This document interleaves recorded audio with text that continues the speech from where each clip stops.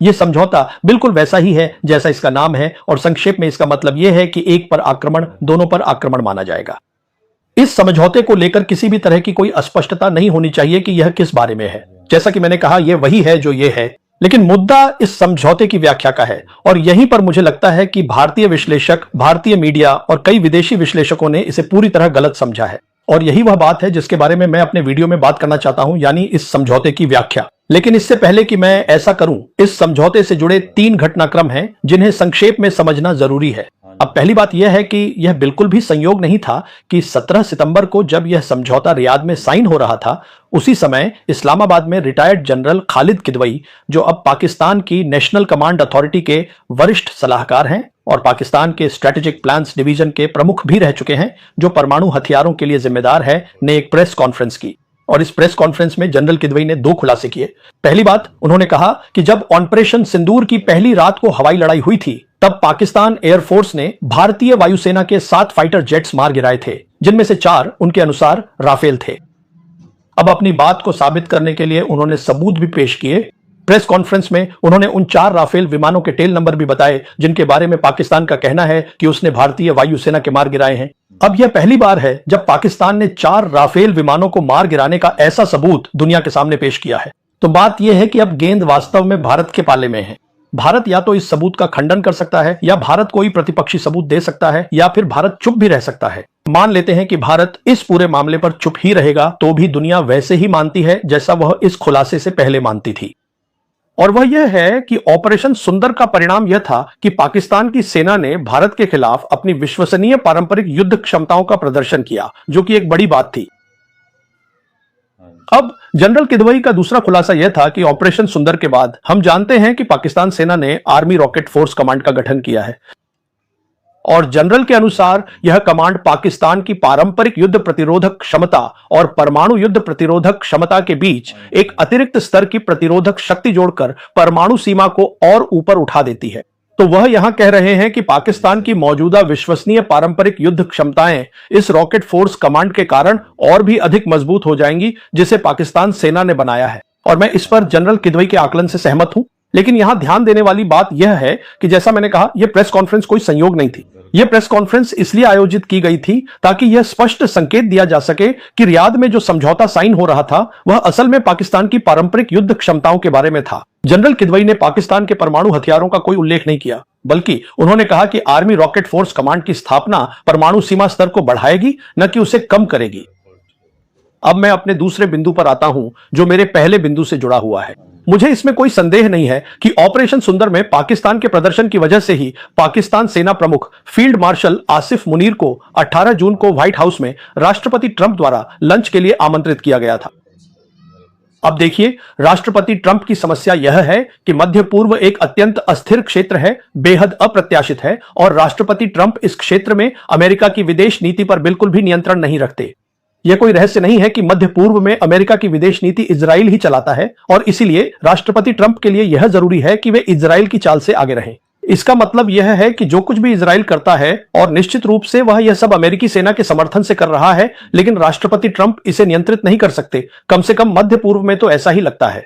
तो जो कुछ भी इजराइल करता है, ट्रंप को उससे एक कदम आगे रहना होगा, ताकि अगर वे खुद को एक शांति प्रिय राष्ट्रपति के रूप में मान्यता दिलाना चाहते हैं, तो उन्हें इजराइल द्वारा पैदा किए गए संकट को जल्द से जल्द शांत करने का कोई रास्ता निकालना चाहिए।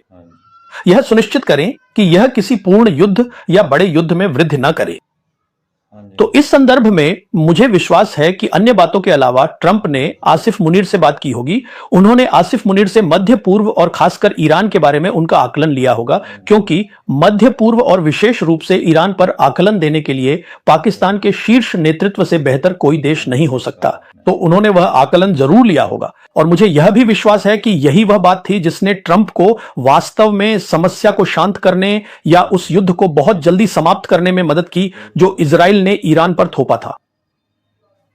इसीलिए जहां तक ट्रंप का सवाल है, वह निश्चित रूप से पाकिस्तान के नेतृत्व से नियमित रूप से आकलन लेना चाहेंगे, और वह खुद पाकिस्तान के नेतृत्व से नियमित रूप से बात नहीं कर सकते।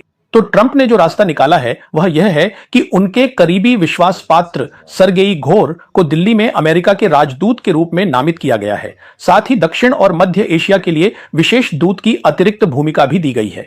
अब इस भूमिका में घोर को पूरी आजादी है कि वह पाकिस्तान यात्रा करें, वहां के नेतृत्व से मिले और यह समझें कि मध्य पूर्व में क्या हो रहा है और फिर वह जानकारी सीधे अपने बॉस राष्ट्रपति ट्रंप को दें। साथ ही हम जानते हैं कि पाकिस्तान अमेरिका की सेंट्रल कमांड का हिस्सा है। यहां तक कि सेंट्रल कमांड के पाकिस्तान की सेना के साथ संबंध और भी मजबूत हो जाएंगे, क्योंकि खुद यूएस सेंटकॉम भी यह जानना चाहेगा कि मध्य पूर्व में हालात कैसे बन रहे हैं या आगे क्या होने वाला है, क्योंकि अमेरिका के पास मध्य पूर्व में 1 दर्जन से अधिक सैन्य ठिकाने और 30,000 से ज्यादा सैनिक तैनात हैं। और हमने देखा कि जिसे पहले उसकी प्रतिरोधक क्षमता कहा जाता था, वही वहां तैनात सैनिक इजराइल ईरान युद्ध के दौरान उसकी कमजोरी बन गए और मैंने इस पर एक वीडियो भी बनाया है। तो जाहिर है कि अमेरिकी बहुत चिंतित होंगे। वे पाकिस्तान की सेना से त्वरित आकलन और ताजा अपडेट्स जानना चाहेंगे और खासकर जीसीसी देशों के लिए, जो 6 सदस्य देश हैं, जिनमें सऊदी अरब सबसे बड़ा देश है। और जीसीसी के इन सभी 6 देशों में अमेरिकियों के अपने एयरबेस उनके सैन्य अड्डे हैं। और जहां तक कतर की बात है, अमेरिकियों का सेंटकॉम का एडवांस्ड हेडक्वार्टर कतर में है। दूसरे शब्दों में कहें तो जीसीसी के ये सभी 6 देश अब तक अमेरिकी सुरक्षा पर निर्भर हैं। लेकिन जाहिर है वे यह भी देख रहे होंगे कि ट्रंप अपने मध्य पूर्व की विदेश नीति पर नियंत्रण में नहीं है और इजरायली बेकाबू हो गए हैं। वे मध्य पूर्व में पूरी तरह उन्मादी हो गए हैं और वे एक के बाद एक देश पर हमला कर रहे हैं। तो वे यह सुनिश्चित नहीं कर सकते कि अमेरिकी उन्हें कितनी सुरक्षा प्रदान कर सकते हैं, लेकिन इस विषय पर थोड़ी देर बाद और बात करेंगे। लेकिन यहां जो बात कहनी है वह यह है कि जहां तक पाकिस्तान का सवाल है, पाकिस्तान और अमेरिका के बीच आज एक रणनीतिक संबंध है। इसी वजह से राजनीतिक स्तर पर भी और सैन्य स्तर पर भी अमेरिकी लगातार पाकिस्तानियों की सलाह, राय और आकलन चाहते हैं। तो यह एक रणनीतिक संबंध है जो बनाया गया है और यह सब ऑन ऑपरेशन सिंदूर की वजह से है। अब जहां तक चीन का सवाल है, चीन को बिल्कुल भी कोई समस्या नहीं होगी अगर पाकिस्तान की ओर से अमेरिकियों को अच्छे आकलन दिए जाएं। क्यों? क्योंकि खुद चीनी भी मध्य पूर्व में शांति चाहते हैं। उन्होंने वहां बहुत निवेश किया है। असल में मध्य पूर्व बहुत दिलचस्प है। यह एक अस्थिर क्षेत्र है और साथ ही अमेरिकी मध्य पूर्व में चीन के साथ प्रतिस्पर्धा नहीं देखते। यही कारण है कि अमेरिका ने व्यापार, बुनियादी ढांचा निर्माण, ऊर्जा संक्रमण में चीन की बढ़ती भूमिका को चुनौती नहीं दी है। अब मैं विशेष रूप से सऊदी अरब की बात कर रहा हूं, उस समझौते के संदर्भ में जो हस्ताक्षरित हुआ है। तो अमेरिकियों को चीन की बढ़ती भूमिका से कोई समस्या नहीं है, क्योंकि जिन क्षेत्रों की मैंने अभी बात की उनमें उनका चीन से कोई मुकाबला नहीं है, इसलिए वे वहां से दूर ही रहते हैं। और जहां तक चीन का सवाल है, चीन ने कभी भी मध्य पूर्व में अमेरिका के प्रभुत्व और सुरक्षा को चुनौती नहीं दी है। चीन एकमात्र महाशक्ति है जिसकी मध्य पूर्व में एक भी सैन्य छावनी नहीं है और वहां उसकी कोई भी सेना नहीं है। तो यहां कोई हितों का टकराव नहीं है। तो जहां तक इसके अलावा जहां तक चीन का सवाल है, चीन ने कुछ सकारात्मक काम किए हैं। उदाहरण के लिए हमने देखा कि चीनियों ने ईरानियों और सऊदियों को बीजिंग में मेल मिलाप के लिए एक साथ लाया और चीनियों ने 14 फिलिस्तीनी समूहों को भी बीजिंग में एक साथ लाया। तो ये सब क्षेत्र में स्थिरता में योगदान देता है और जाहिर है कि ट्रंप इससे नाखुश नहीं हो सकते जो चीनी लोगों ने किया है। जहां तक सऊदी लोगों की बात है, आज के सऊदी लोग महत्वाकांक्षी हैं। उनके पास 2030 का एक विजन प्लान है जिसमें वे यह देख रहे हैं, वे समझते हैं कि तेल हमेशा के लिए नहीं रहेगा, इसलिए वे पुनः औद्योगिकरण की ओर देख रहे हैं। वे नई उम्र की तकनीकों के आगमन की ओर देख रहे हैं। और निश्चित रूप से जहां तक तकनीकों की बात है, अभी नहीं, लेकिन मेरी राय में जल्द ही तकनीकों में प्रतिस्पर्धा होगी, न केवल सऊदी अरब के लिए बल्कि जीसीसी के सभी 6 सदस्य देशों के लिए, अमेरिका और चीन के बीच। लेकिन यह एक पूरी तरह से अलग विषय है। तो यहां मुद्दा यह है कि सऊदी लोग अब तक सुरक्षा के लिए अमेरिकियों को चाहते थे और वे चीनियों को चाहते हैं, क्योंकि अन्य बातों के अलावा चीन उनका सबसे बड़ा तेल बाजार है और वे रूसियों को चाहते हैं क्योंकि रूस ओपेक का सबसे महत्वपूर्ण साझेदार है। यह कहने के बाद आदर्श रूप से सऊदी अरब इन सभी महाशक्तियों से स्वतंत्र होना चाहेगा, लेकिन स्पष्ट रूप से यह संभव नहीं है। अब सुरक्षा के मुद्दे पर आते हैं। जैसा कि मैंने कहा, सऊदी अरब और सभी जीसीसी देश अब इस बात को लेकर आश्वस्त नहीं हैं कि अमेरिकी कितनी सुरक्षा प्रदान कर सकते हैं। और हम जानते हैं कि सऊदी और पाकिस्तानी के बीच लंबे समय से रक्षा सहयोग रहा है। मुझे इसकी विस्तार से चर्चा करने की आवश्यकता नहीं है। हम जानते हैं कि पाकिस्तानी सेना, सैन्य बल, उन्होंने सऊदी सेना, सऊदी वायुसेना को प्रशिक्षण दिया है। तो यह एक लंबी कहानी है जो इनके बीच चलती आ रही है। जहां तक रक्षा का सवाल है, इन दोनों देशों पाकिस्तान और सऊदी अरब के बीच, अब सवाल यह है कि यह समझौता क्यों जरूरी था। मेरे आकलन में यह जरूरी था और इस समझौते को लेकर गंभीर बातचीत शायद तब शुरू हुई होगी जब 13 जून को इजरायल ने ईरान पर हमला किया था। उस समय सऊदी अरब के लिए यह काफी हो गया था और उन्होंने इस समझौते के लिए पाकिस्तानियों के साथ गंभीर सौदेबाजी शुरू कर दी होगी। अब यह समझौता यहां तक कि राष्ट्रपति ट्रंप को भी इससे कोई समस्या नहीं होगी। अगर पाकिस्तानी सऊदी अरब को इजराइल के खिलाफ पारंपरिक युद्ध के लिए प्रतिरोधक क्षमता प्रदान कर सकते हैं तो ट्रंप इससे नाखुश नहीं हो सकते, क्योंकि वे क्षेत्र में किसी भी तरह की बढ़ोतरी नहीं चाहते। तो एक तरह से अगर वे खुद कुछ नहीं कर सकते तो पाकिस्तानी करने दें। खैर, जैसा कि मैंने कहा, अब पाकिस्तान के अमेरिका के साथ रणनीतिक संबंध है, तो मेरे आकलन में ये सभी महत्वपूर्ण बिंदु इसी तरह एक दूसरे से आपस में जुड़ते हैं। इसलिए यह गंभीर बातचीत इस समझौते को लेकर कम से कम 2-3 महीनों से चल रही है। तो जब हम यह पृष्ठभूमि समझ लेते हैं, अब मैं व्याख्या पर आता हूं और यहां व्याख्या में 3 बिंदु दूंगा। पहला यह है कि पाकिस्तान और सऊदी अरब के बीच जो यह समझौता हुआ है, यह पाकिस्तान के परमाणु हथियारों के बारे में नहीं है। यह समझौता पाकिस्तान द्वारा सऊदी अरब को परमाणु सुरक्षा छतरी देने के बारे में नहीं है, जैसा कि कई विश्लेषक कह रहे हैं। क्योंकि कृपया देखें कि जनरल किदवई ने क्या कहा था और उन्होंने 17 सितंबर को प्रेस कॉन्फ्रेंस क्यों की थी। देखिए, मैं पाकिस्तान के रक्षा मंत्री की बातों की बजाय जनरल किदवई की बातों को ज्यादा गंभीरता से लूंगा, क्योंकि रक्षा मंत्री एक राजनेता हैं और जाहिर है कि वे सैन्य मामलों को उतना अच्छी तरह नहीं जानते होंगे। तो मेरे लिए यह बिल्कुल स्पष्ट है कि इसका परमाणु हथियारों से कोई लेना देना नहीं है। यह पाकिस्तान की पारंपरिक युद्ध क्षमताओं और विश्वसनीय पारंपरिक प्रतिरोधक क्षमता से जुड़ा है, जिसे जनरल किदवई के अनुसार Pakistan army rocket force command की स्थापना से और भी मजबूत किया जाएगा। तो यह पहली बात है। दूसरी बात यह है कि पिछले हफ्ते मैं चीन में था और मैं वहां 12वें बीजिंग शांगशांग फोरम में भाग लेने गया था।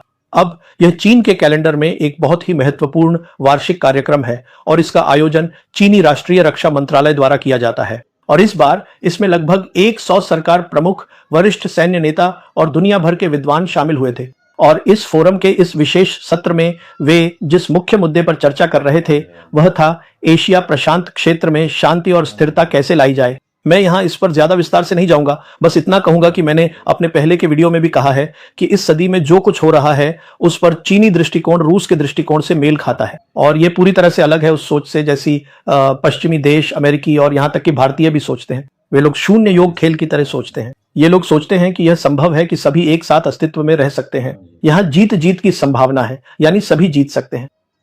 तो यहां जो बात कहनी है वह यह है कि इस मंच पर 17 तारीख को जब मैं इसमें शामिल हुआ था, उसी समय यह समझौता साइन किया गया था। तो मुझे यह अच्छा अवसर मिला कि मैं कई चीनी विद्वानों से बात कर सकूं, जिनमें पीएलआई के साथ साथ नागरिक पक्ष के लोग भी शामिल थे और उन सभी ने बहुत स्पष्ट रूप से कहा कि चीन भारत के साथ सामान्य संबंध चाहता है। मेरे लिए यह बात बिल्कुल स्पष्ट थी कि यही वे चाहते हैं। फिर वहां एक पाकिस्तानी प्रतिनिधि मंडल भी था। असल में जहां तक पाकिस्तानियों का सवाल है, चीन के साथ उनके घनिष्ठ संबंधों के कारण उनके विद्वान चीनी विश्वविद्यालयों में आते जाते रहते हैं। तो इस मंच पर कुछ अच्छे लोग मौजूद थे। मैं उनसे बातचीत कर सका और उनमें से हर एक ने मुझे बिना किसी अस्पष्टता के बहुत स्पष्ट रूप से बताया कि पाकिस्तान भारत के साथ शांति और सामान्य संबंध चाहता है। हर किसी ने मुझे यही बात बताई। लेकिन सवाल यह है कि जो ये प्रॉक्सी वॉर चल रही है उसका क्या। देखिए, सबसे पहले जैसा कि मैंने बार बार कहा है, यह प्रॉक्सी वॉर एक सैन्य मुद्दा है और पिछले 35 वर्षों से जब 1990 में जम्मू और कश्मीर में समस्या शुरू हुई थी, भारतीय सैन्य नेतृत्व लगातार सुस्त रहा है और वे विश्वसनीय पारंपरिक युद्ध लड़ने की क्षमताएं विकसित करने में असफल रहे हैं। और इसी का नतीजा है कि यह प्रॉक्सी वॉर जारी रहती है। और जहां तक पाकिस्तान का सवाल है, यह सब ग्रे जोन क्षेत्र है और वे ऐसा इसलिए करते हैं क्योंकि वे चाहते हैं कि भारत और पाकिस्तान औपचारिक या अनौपचारिक रूप से एक टेबल पर आएं और अपने मुख्य मुद्दों पर बात करें, दोनों पक्ष बातचीत करें। ऐसा नहीं है कि वे कल ही कश्मीर समाधान की उम्मीद कर रहे हैं, लेकिन वे चाहते हैं कि बातचीत शुरू हो और साथ ही रिश्ते सामान्य हो। तो मेरा कहने का मतलब यह है कि मैंने चीनियों और पाकिस्तानियों से यही सुना है कि दोनों भारत के साथ सामान्य संबंध चाहते हैं। दूसरे शब्दों में, जहां तक इस समझौते का सवाल है, मैं पूरी तरह स्पष्ट हूं कि न तो चीन और न ही पाकिस्तान भारत और सऊदी अरब के बीच की रणनीतिक साझेदारी को खतरे में डालने, नष्ट करने या नुकसान पहुंचाने के लिए कुछ भी करेंगे। वे इससे दूर ही रहेंगे। अब मेरी तीसरी बात यह है कि बहुत से लोगों ने कहा है कि यह एक समझौता है जो रियाद में साइन किया गया था। यह कोई संधि या समझौता पत्र नहीं है, इसलिए यह कानूनी रूप से बाध्यकारी नहीं है। और वे सही हैं, लेकिन मेरी